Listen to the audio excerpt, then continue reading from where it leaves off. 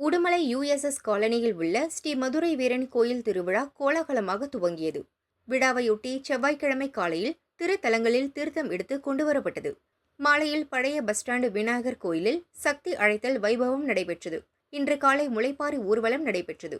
தொடர்ந்து ஸ்ரீ மதுரை வீரன், பொம்மியம்மாள், வெள்ளையம்மாள் திருக்கல்யாணம் வெகு விமரிசையாக நடைபெற்றது. மாவிளக்கு, பூவோடு எடுத்தல், யுஎஸ்எஸ் காலனியில் சுவாமி புறப்பாடு உள்ளிட்ட நிகழ்ச்சிகள் நடந்தன. திரளான பக்தர்கள் கலந்து கொண்டனர். நாளை மகா அபிஷேகம் மற்றும் பொங்கல் வழிபாடு நடைபெற உள்ளது. ஜூலை 12 மஞ்சள் நீராட்டு விழா நடக்க உள்ளது. ஏற்பாடுகளை கோயில் நிர்வாகிகள் மற்றும் யுஎஸ்எஸ் காலனி பொதுமக்கள் செய்து வருகின்றனர்.